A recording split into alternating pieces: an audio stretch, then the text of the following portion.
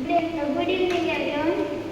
આજે હું મારો 2 મહિનાનો અનુભવ કહેવા જઈ રહી છું કે જે મેં આ 2 મહિનામાં અનુભવ્યું છે, જે અહીંયાથી શીખી છું અને જે મને અહીંયા ખૂબ જ ગમ્યું છે. હું જ્યારે ડીએસકેમાં આવીને ત્યારે મને એવું લાગતું હતું કે મારાથી અહીંયા નહીં રહેવાય, કારણ કે ઇવન હું જ નહીં, બધા ઇન્દુ દીદી, જયસિંહભાઈ એ લોકો બી એવું કહેતા હતા. જો કે ઇન્દુ દીદીએ મને બહુ સમજાવે છે કે ક્યારેય ક્યાંય હારવું ના જોઈએ, ગમે તેવી પરિસ્થિતિમાં જીવી લેવું જોઈએ. બધાએ કંઈક ને કંઈક શીખ આપી છે. હું જ્યારે અહીંયા આવીને તો ત્યારે એક અલગ હતી અને જ્યારે અત્યારે અહીંયાથી શીખીને જઈ રહી છું ત્યારે મારું વર્તન, મારું અસ્તિત્વ કંઈક અલગ છે. અહીંયા માત્ર કોઈ કોર્સનું નથી શીખવાડવામાં આવતું. જેટલું કોર્સનું શીખવાડવામાં આવે છે એનાથી 3 ગણા અહીંયા મૂલ્યના શિક્ષણ આપવામાં આવે છે. મૂલ્યના શિક્ષણ એટલે તમારા જીવનમાં જરૂરી એવું શિક્ષણ કે જેથી કરી તમે કોઈ પણ જગ્યાએ પાછા ના પડો. ગમે તેવી પરિસ્થિતિ આવી જાય તો એને કેવી રીતે લડવું, એની સામે એને કેવી રીતે ફેસ કરવી એ શીખવાડવામાં આવે છે. કોઈ પણ પ્રોગ્રામનું એક્ઝેક્ટ ટાઈમ મેનેજમેન્ટ કેવી રીતે કરવું, ગમે એટલી પબ્લિક આવી જાય તો એને હેન્ડલ કેમ નહીં કરવી, કોઈ પણ કામને કેવી રીતે સીધા રસ્તેથી સરળ રસ્તેથી કેવી રીતે સુલઝાવવું.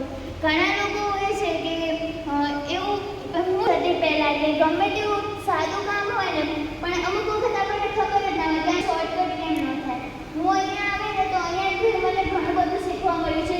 બધા પાસેથી કંઈક ને કંઈક નવી શીખ મળી છે.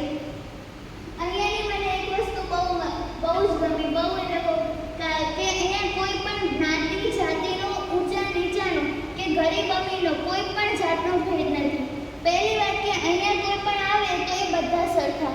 ક્યારે કોઈને એ પૂછવામાં નથી આવતું કે તમે કેવા છો, તમારા ઘરે શું છે, તમારા ઘરે શું નથી, તમે કેટલા પૈસાવાળા છો, તમે કેટલા ગરીબ છો.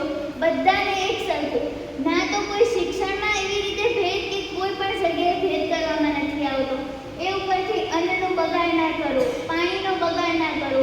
જે નાની વસ્તુઓ હોય છે પણ એ ઘણું એનું મહત્ત્વ હોતું હોય છે આપણા જીવનમાં, જે આપણને અહીંયાથી શીખવા મળે છે. અને બીજું તો કે અહીંયા આવી તો મને પહેલી વખત આવા ટીચરો મળ્યા કે જે ટીચર કમ અને ફ્રેન્ડ અને મોટા સિસ્ટરની જેમ, મોટા ભાઈ જેમ આપણને ટ્રીટ કરે. અહીંયા આવે એટલે પહેલાં એવું લાગે, 2-3 દિવસ અમે રહ્યા એમ થતું હતું કે ઘરે જતા રહીએ. પણ પછી રહ્યા ને તો હવે એવું થાય છે કે હજુ રહી જઈએ થોડો ટાઈમ. અને જ્યારે અહીંયાથી એ વાત તો સાચી જ છે કે જ્યારે અહીંયા વિદ્યાર્થીઓ આવે ને તો ત્યારે રોતા આવે છે અને અહીંયાથી જ્યારે જાય ને તો હસતા જાય છે અને કંઈક વધારાનું લઈને જાય છે.